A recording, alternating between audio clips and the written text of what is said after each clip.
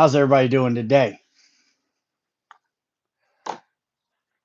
Wild weekend. I see Spain beat Argentina in the World Cup. Good for Spain, I guess. Bad for Argentina. Let's see. Put this on all messages. Boom. All right. I see Todd in here. T Rex, what's good? But the time is cut off. Anyone out there with info?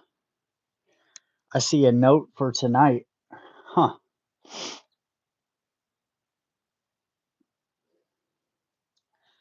Sofa King, what's up? No, I see you.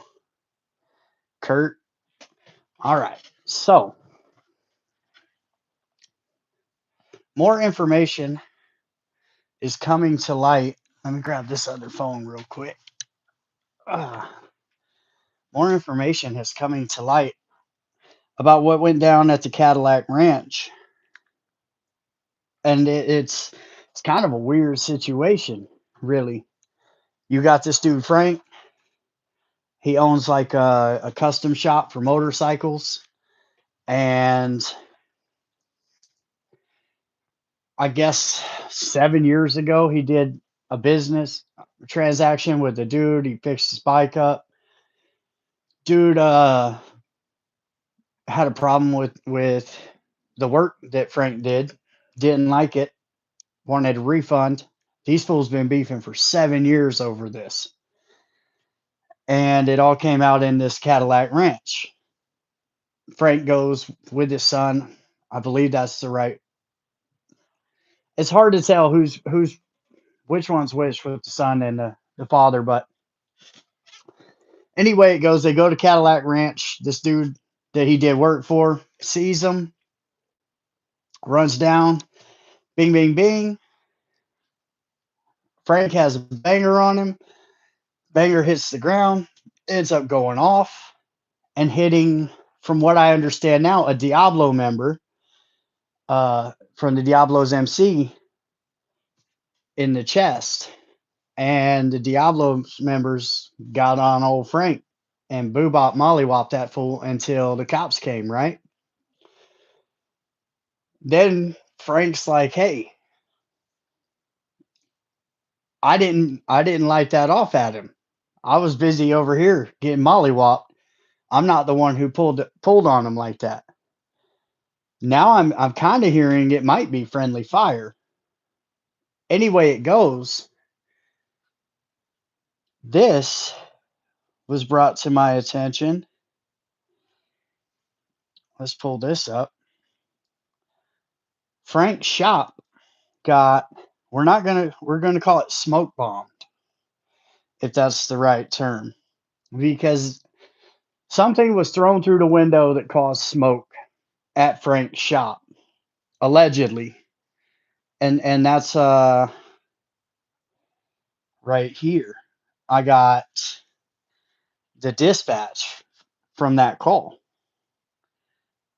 Now let's see. Boom. So I'll play that for you guys. Hey, Katie, 522 Plainfield Road in Grizzle. Only Baggers and Sons Motorcycle Shop. Call comes through 356. Somebody might have thrown something through the front window. And the fire department's going in there for a smoke investigation right now. You're wrong. Right there. You only get this one. Right there? Yeah, sure. There's going to be a rolling window. Roger. The fire department might be on scene. 6-9, 6-9. Any come in? Witness states a red sedan took off about 10, 15 minutes ago south on 12. Roger. All for reporting a explosion. Roger. Hey, TD 522 Plainfield Road in Grizzle. Only Baggers and Sons Motorcycle Shop.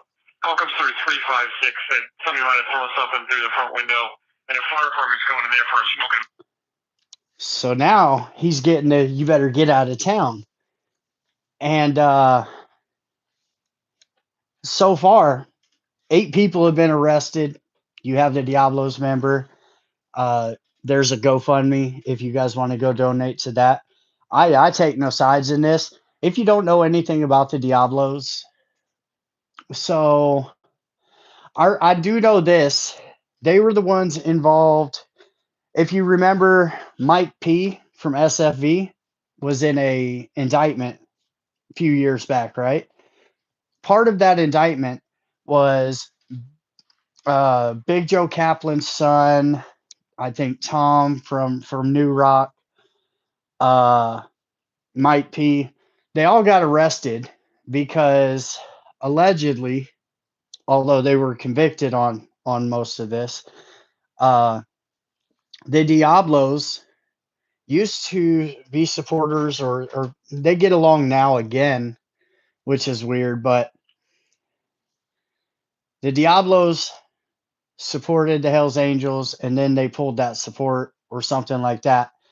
And the Hells Angels in New Rock in particular ran up in a bar that they were all in. And that's where I think Big Joe Kaplan's son got 8 years for smacking with them with a hammer in the back of his dome. And like they really went at it. And now it's like,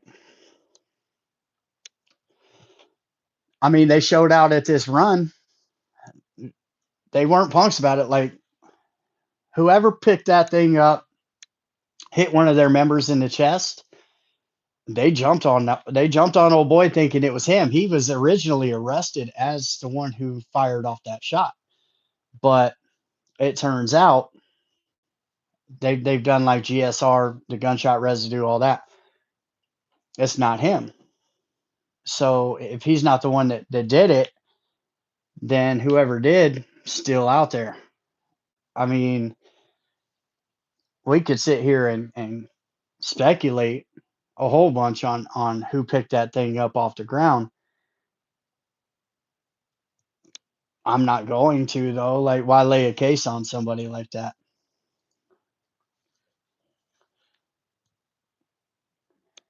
All right. Suffocating Hammer Dome sounds like a death metal band. Hell yeah, it does. Y'all remember these guys? I hope they're still out there selling t-shirts. Damn, we got all the wild ones in here. Todd says F club life. I mean, that's kind of what it is right now. There's some good ones out there. I just few and far between, like the fellas and things like that.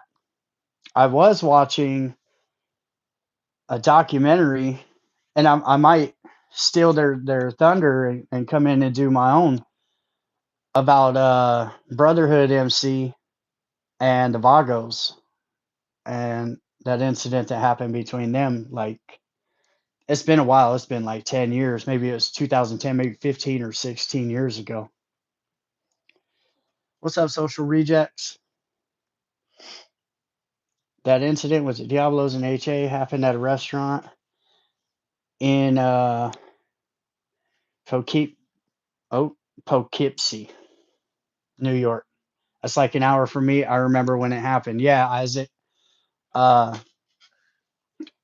that was a crazy one right there because they just rushed up in there and just started getting to work. Uh, but that's the bike life, I guess, especially on the East Coast, especially when it comes to the 81 supporters, things like that. Now, of note, this guy Frank, who got himself mollywopped up, or he didn't get himself mollywopped up. It's not like he started this thing. He's actually actively trying to get the hell out of there, from what I understand from eyewitness uh, recalling it. But this guy has done work for some pretty prominent 81 members and has been known to be an 81 supporter to rock their support stuff. So, does that play into any of this? No, I don't think so. There's people on the Diablo side that are telling me that guy, he was always running around kind of. I mean, the place, his business is called Bully Motorcycles or something like that. uh I don't know the meaning behind it, obviously, but there are people who say that he ran around acting like a normal supporter. You know what I'm saying? like he speaks for the club. I'm not going to say that that's true. I don't know the man. I've never spoken to the man, so I don't know anything about him. I'm just saying this is a consensus on the Diablo side that I've been getting lately. Bully baggers, that's it. Isaac, thank you for being there in the cut. That's why you're a mod, bro. You really come through with that quick little tidbit of info that I am lacking in my brain at the late hour. What's up, Dan James? So so then you go on the other side of it, and for Frank's side of it, they're saying, nah, he saw this dude. I think they said his name was Chris or something like that. That they had the falling out 7 years ago over the business deal or the work that was done on the bike. Um, and he was actively just trying to get the hell out of there. He didn't want no funk with that dude. But it turned out to be at least story for the week. You know what I'm saying? For a couple of us. And at the end of the day, somebody ran down on his business and at least threw it. It's 4th of July. They got the little smokers that they throw in there. But from what I understand, it came through the window in like a bag. So I don't know what that's all about. I've never heard of a device being placed into like a plastic bag or a paper bag and thrown through a window. I don't understand what the point in that would be, other than to camouflage it while you're walking up. But I mean, you're pulling up, you better be in a G ride. If you're in your own car and you're walking up, you've been on camera 14 times by the time you get around the block to do that. So camouflage don't make no sense. You're just jumping out and throwing something that if you get caught, you're going to be singing the blues on anyway. What's up, Herb Dizzle? Rye Dog? Stellar memory when it comes to this MC stuff. That's right, Isaac. I used to. I've taken a lot of damage over the years, though, mentally, you know. So, and maybe it's early onset dementia or something. Who knows, bro? I've I haven't been the best to my brain. I've kept it up many days, and then you know what I'm saying? Then I do normal in my life for years, and then boom, it just seems to go that way, and that's not very good for the brain. So that's what's going on with that. I also had somebody get a hold of me and said, "Hey, look into maybe something happening with the Banditos and the Mongols up in the Washington area." I I haven't called around up there yet to find out, but I will be looking into that. And there's always interesting stuff coming out of North California, but I'm just not ready to speak on that either. What's up, Knuckles? Shout out 650 Hogs. Rick, what happened to the FYT hat that Ray got over on you? I mean, Ray Whitaker, that was my favorite hat. It was my FTW and FYT, right? They were sponsoring me with t-shirts and hats and stuff back then. And so when I went to the Whitakers, I gave Ray one of the hats, right? My favorite one. And there's no telling where that hat is now. But I bet it doesn't smell the best. I'm just gonna go ahead and say that. You know, I bet it got its use. Who knows? What's up, Shabazz? Scott Reed, what up? What is up? I was just watching Splinter a minute ago before I realized, hey, I need to come on. He snatched it. Yeah. Yeah, I might have got my hat snatched by Ray Whitaker. What do you do? he didn't really snatch it so much as he kept pointing at it and letting me know that, and I was just like, all right, bro, I'll go bald today. That's fine. I should have brought extras, but then he would have got me for that. What he snatched on me was a bag of chips and a soda. What's good? A soccer trophy. Hey, I'll take that. I don't even know what those things do, but thank you. Hell yeah. Heard some of the guys from Fayetteville took a plea bargain and got 55 and 58 months. So that is true, River Rat. Um, I know of one for sure, but possibly up to three that have taken plea deals. And then you still have one member that is holding out and going to trial. But it doesn't bode well when your co-defendants take a plea deal, because basically by doing that and being sentenced before you stand trial, they are de facto like claiming, they're giving prominence, prominent, provenance. Nailed that. You guys just watched me have a mini stroke in my head right there. They are giving uh, a pathway for the prosecutors to say, what are you talking about? You didn't do this. Three of your co-defendants have already pled guilty and admitted to doing it, basically by pleading guilty. So it's never a good look. Uh, One of them, notoriously, from what I understand, told another member, at least I'll still be a Hell's Angel when I get out. Now, I'm waiting. I'm waiting for that trial to start, because you know how I love to cover me some federal motorcycle club trials.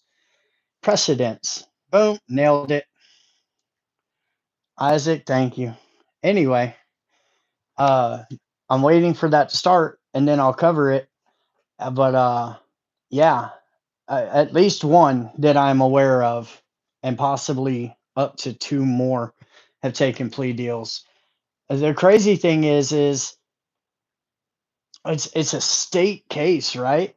I was looking for them in the feds, looking for it at the federal courthouses, the federal district court in that area.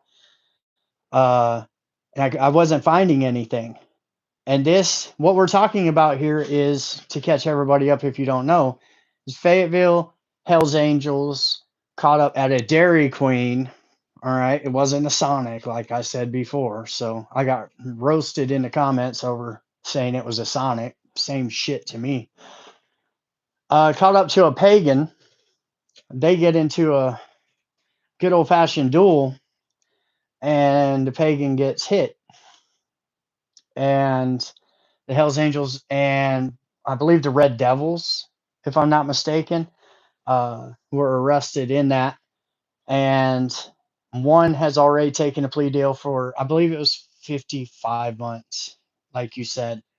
And then two more, it's looking like, took plea deals in that. But I got to go digging into the South Carolina, the Fayetteville, whatever county that's in. I got to go digging through their court website to start running and pulling paperwork and stuff. It'll be interesting though, because I'm going to be interested to see who is going to testify, because that charter, listen, Fayetteville ain't no punks. They was out there, they was getting it, and that's no uh, slander or anything towards the pagans in that area, because the pagans are really starting to swell in that area, right?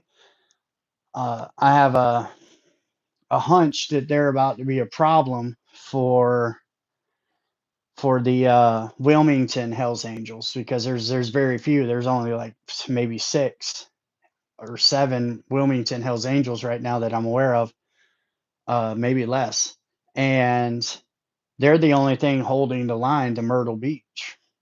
So what happens when 200 pagans come rolling into Wilmington as being the front line to Myrtle Beach? who is another stiff, tough ass charter right there, Charter Hogs, Myrtle Beach Hells Angels.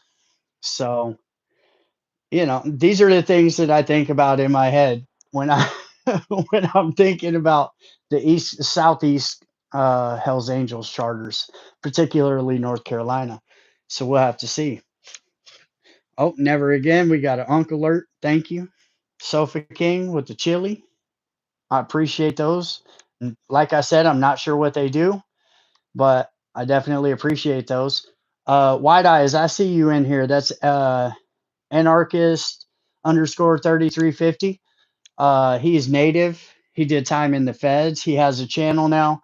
I watch his channel. I'm subscribed to his channel. You guys should definitely check him out. He has a really good perspective and like just the way he thinks, and he's a gentleman gangster, and I appreciate that. And he doesn't take everything so serious, but he understands the severity of situations. So the guy's really entertaining and knowledgeable, and go check him out. I'm subscribed to him. So, and if I see you in the comments and I'm subscribed to you, I'll always shout you out for the most part. What's up, Frank? Frank's been around for a minute too. Did I see? Hey, Rick from Ontario, Canada. What's up, Phil? So, all the channels are basically covering this. I think Hollywood tomorrow on Insane Biker News, or Insane Throttle, is going to be covering this also, and he seems to be pretty tapped in with this one too, where he seems to kind of have a better picture, overall picture of what's going on with this Cadillac Ranch incident with the Diablos. So definitely check him out. I know Black Dragon's been covering it, and I know Bob over at Biker News Canada uh, has been covering it too. So you're getting it from all angles here, but I don't know if anybody's talked about the shop being attacked yet. But it's I could see it being a problem, because if they were under the belief that this guy Frank put one into a Diablos member, I could see why that would be a problem with Frank, with the Diablos wanting to come talk to Frank. But now that it's shown that Frank didn't, although it was his piece, I mean, what's the dynamic in that? It's damn. It just depends. It depends on who actually did it. Because it was a friendly incident.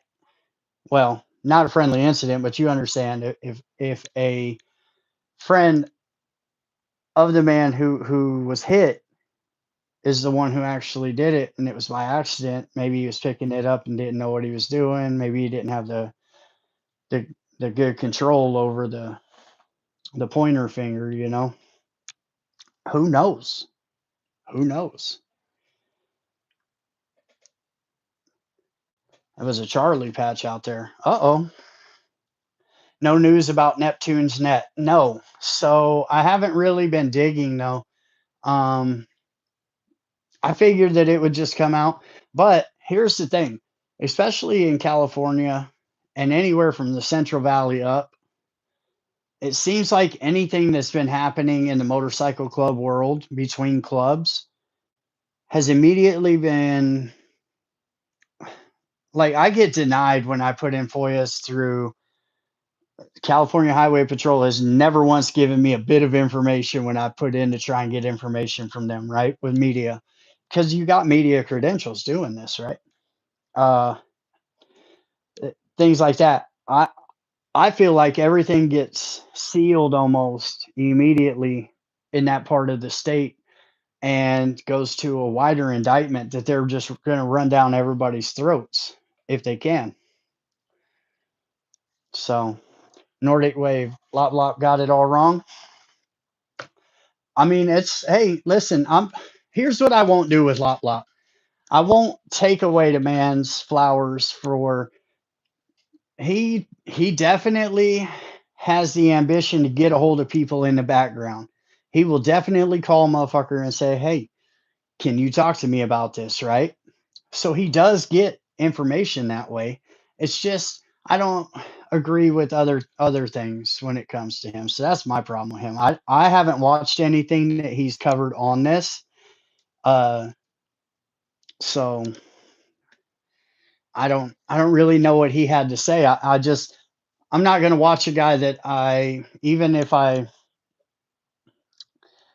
I thought that he was had integrity in what he did, I would watch him. But I'm not going to watch somebody I don't feel has the integrity in what they're doing.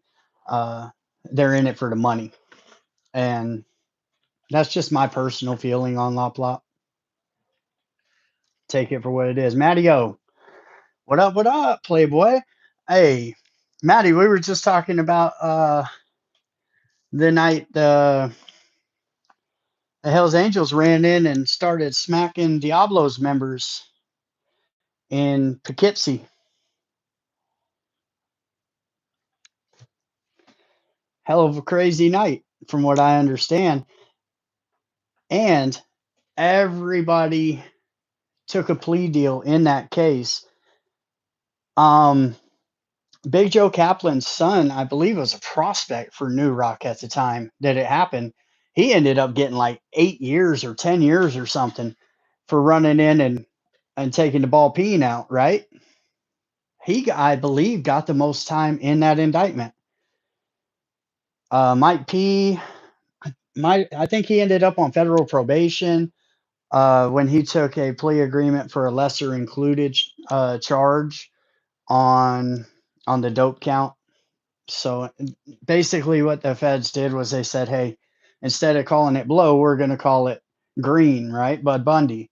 And there's a huge difference in the sentencing, so that he pled to the count 2B, possession of the Bud Bundy, and he ended up on federal probation for that and non-association. I believe that they're all on. Well, non-association kind of comes with parole, though, right? I know, being on a gang parole before, that was like the number one thing was, we better not ever catch you with anybody who's tipped up. It's going to be a problem, you know. Really, you're not even allowed to hang out with any ex-felons, but there are workarounds for that. Say you work together or live together, things like that. Yeah, he was a prospect, Isaac says. Yeah. And the crazy thing is, so he does that time, gets out after all those years, and guess who's friendly with the Diablos? New Rock, right? So this dude comes out for going away, for putting in what he thought was work for that charter, and then to come home and see the dudes that he just put in the work on are friends now. It's wild. But nobody sees the whole picture unless they're the painter, right? So there's very few people that know exactly what's what, and what the reason is in having this club support or this club support. You know, if you look at it, take Northern California and Redding. If the Ramblers were to walk away from the Hells Angels would lose all the support in Northern California. And that's a little known fact that people don't know, right? And I've just used that as an example because that's what comes fresher to mind, right? Uh, like in Wallkill, where with Tony, when things happened with their president Tony, and he walked away from the club and then was put out in bad, all the support for Wallkill's charter basically went with him, which is telling. You know what I'm saying? It's as the world turns. Yeah, wild work, but nothing stays the same. Exactly. But just think just on a human level, right? You put in work as a prospect. You go away for I keep wanting to say it was 8 years. I haven't looked into that case in a minute. You go away for 8 years in the feds, and really you were looking at like probably life or damn near close to it when you take a plea deal that gets you 10 years. So he had to sign off on that. And you know the balls it has to take to sign off on a 10-year plea deal, bro, because that's still 10 years you're looking down the barrel of doing. So he comes home after doing all that time, and what's he see? The dudes that he put in work against are now buddies. That's crazy. I'm not saying that they shouldn't be. I don't know what the situation is with the Diablos and the Hells Angels up there. Uh, I just know that they're not going. It's no more Poughkeepsie incidences happening like that. So Tony is a good dude. Isaac, yeah, he is. Shout out to Tony too. Out there just doing this thing. Uh, that's when you are tough enough that you stand down a whole charter multiple times. Obviously, the mistake has been made by the club letting Tony not. You know what I'm saying? But it's inter charter beef, right? So where are the other charters going to get involved in it? But for Tony to be considered out bad, and for the dudes that he stood down not to, and there are exceptions in that also. Taylor being one of them. Taylor is, from what I understand, handling himself like a gentleman gangster the entire way through all this craziness, right? So there are members that were at Wallkill that are worth a fuck. But the rest of them, I mean, they just got terrorized by their ex president. That's a bad look. Splinter is a trip. Yeah, he is. Splinter, I was just watching a short. He was talking about Chucky, his dog, was scooting across the carpet, run his butt across the carpet, and I know how to. I know what that is. Just married to a woman that used to be a vet tech years ago. You know what I'm saying? Married to her years ago too, but yeah, we've had a lot of dogs run their butts across the carpet, and then you pick up on stuff like that. You reap what you sow, for sure. I think they pay out. Nordic, that's a good point. I mean, I don't know, man. I don't know. Yeah, I've learned one thing. Well, I've learned a few things by doing this, but one of the things that I've learned, I should say, is the Hells Angels on a whole have thick skin, because I've said some dumb shit here and there, for sure, and I've spoken against singled out specific Hells Angels who have never once come at me sideways in the background, and also, for what it's worth, never tried to come, start some shit in the streets over it either, right? They just kind of are like, whatever, fuck that dude, right? Which is the way it should be. That's kind of having thick skin. But I don't talk about their money, because that's a sure way to get yourself into a different, dynamic, a different situation.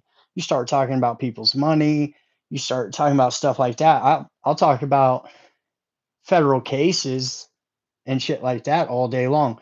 Or the funny shit like Wallkill or Reading. I'll talk about that, or Bakersfield. There's members there that are stand up, and members that aren't, that I've spoken against. Oh, that's fair game, you know. Don't get your butt hurt because the dude on the internet talks shit about you. Just do better, I guess. I don't know. Or make different enemies that don't come to me with this shit, but it's open season. I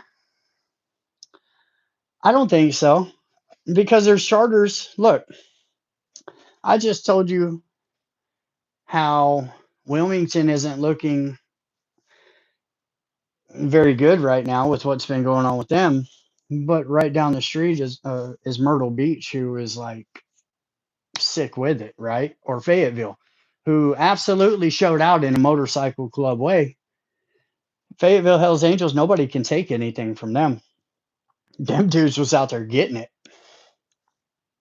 So talking bad about them is just not something I'm gonna do. What's up, Sippy? I see you. But sometimes it comes off like I'm just hating on the Hells Angels when I'm not. Do I have preference in my dealings with specific members from specific clubs? I've had current and former Hells Angels treat me good, and I've had current and former Hells Angels treat me poorly. Mongols, never. Fellas, never. Right?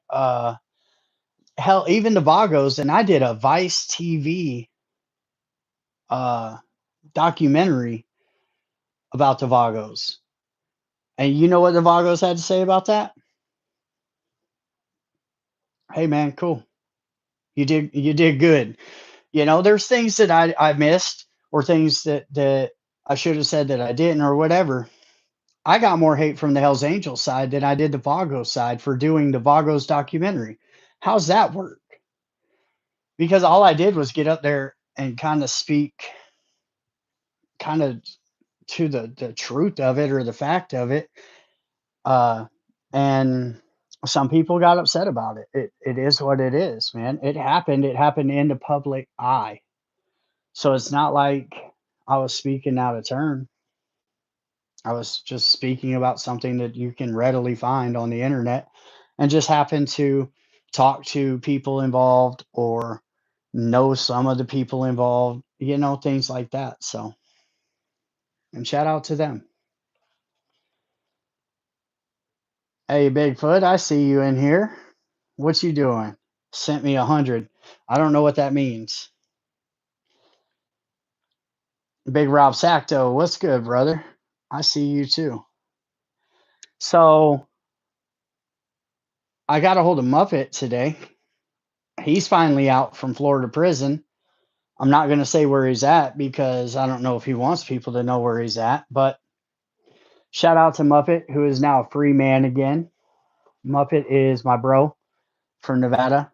Uh, and he's breaking down how prison is in Florida for us, the woods, right?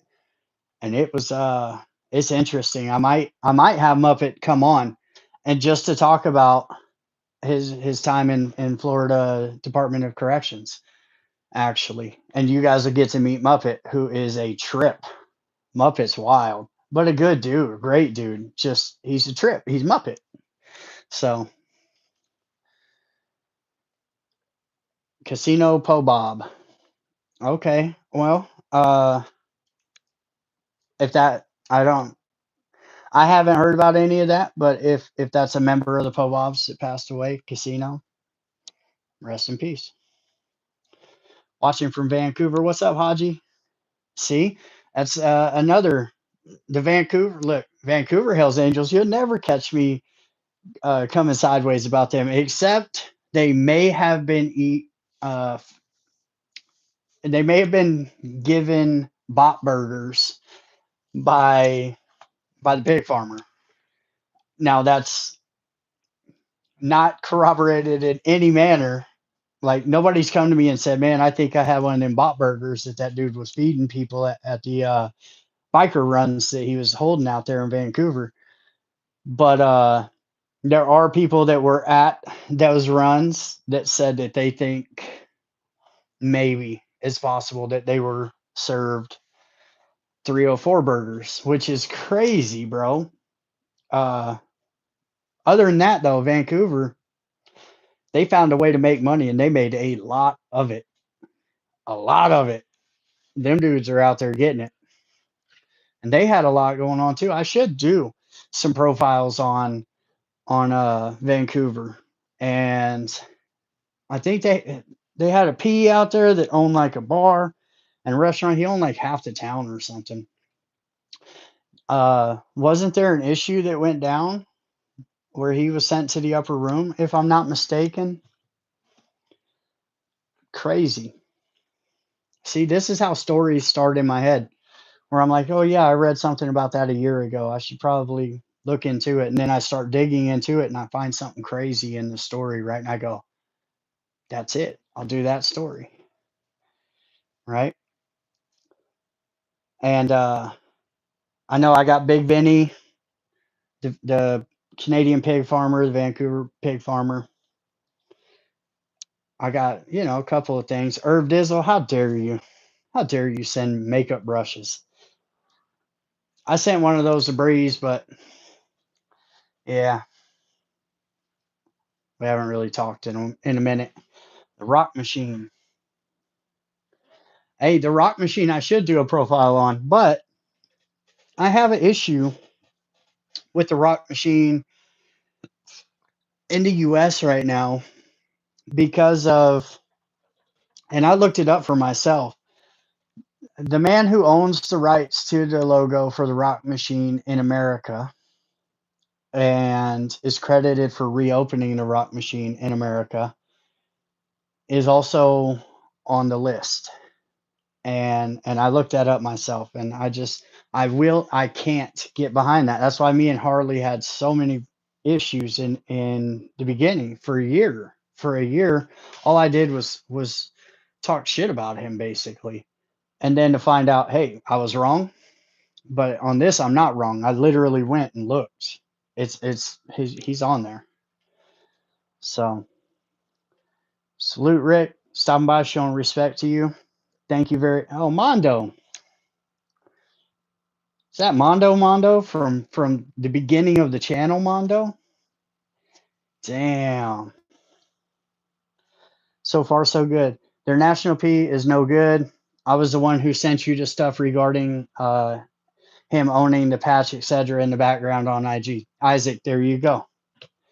Isaac, you're one of them, dude. You're one of them when it comes to the channel. You really do help me out, and I appreciate that a lot.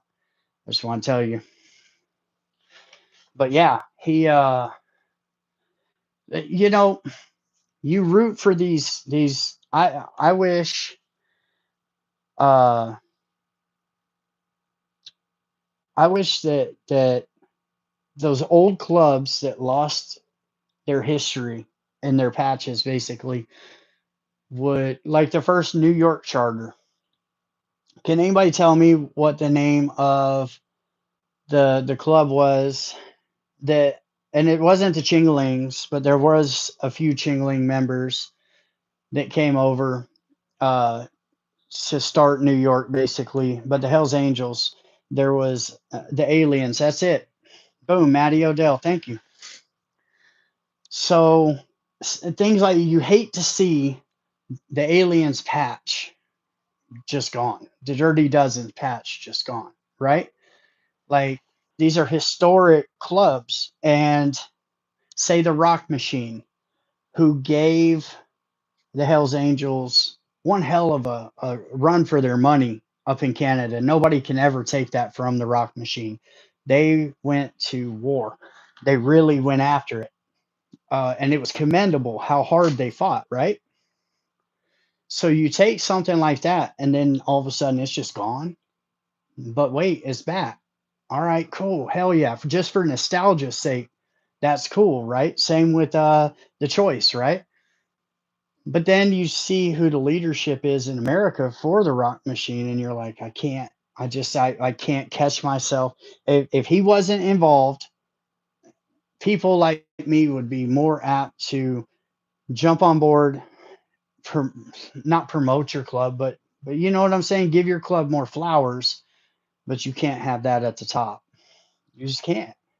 Satan Slaves, SFE, exactly. These clubs that it's insane. They're just gone. They're just gone. And there's so much history in it. And since like the 60s, since it really started, the 70s. Well, we'll say since the 70s, really. The 60s, most of those clubs made it, although Satan Slaves was around, I believe, in the 60s. Uh, and you know, you hate to, but who's going to restart something? Say Satan slaves, right? Who's going to restart that? Who? It would have to be uh, a family member almost of a member of the Satan slaves who's into biking, who has enough people that he can bring that can hold it down in one area and then attempt to branch off from there.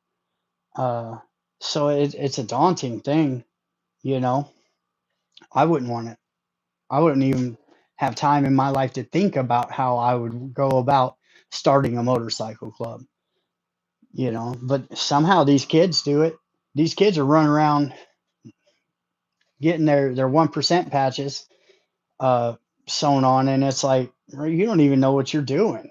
You don't understand the storm that you're inviting to your harbor right now by putting that on, and then they learn pretty quick, right? They go walking in like tough guys in their 20s. Very rarely do they stand up. You know, it takes one night at a bar. The next night that they go to the bar together, man, their cuts are being hung upside down in somebody's clubhouse. Seen it a million times.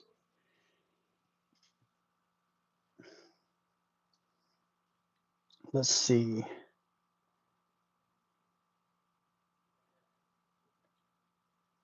who said an ex HA member who is a legend. Demio. Yeah, I mean, yeah.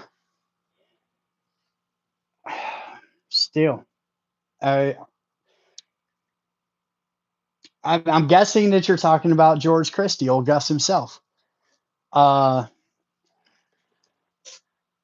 okay, let's talk about that then. Yeah, what happens if old Gus himself decides he's going to go and start up Satan slaves, and he starts them? He would have to handpick the toughest dudes.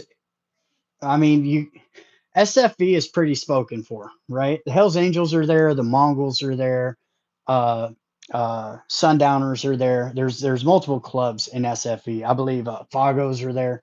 Like so, and I get it. They're not like in one town sitting across the street from each other, flicking burrs at each other all day long, but they're in SFE. Uh, so would it be Satan slaves? Ventura still. Ventura's got a lot going on too. You got Mongols, you got Hells Angels, you got a Hells Angels charter that has held Ventura pretty tough for decades, and then you have Mongols. Uh, rest in peace, Dozier, who was a Ventura Mongol in that area. But you have Mongols in Ventura County also. So it's like, where would George open up Satan slaves? What would be the prime place for him to open up a new club? And does George have enough charm, pull, sway, and nutsack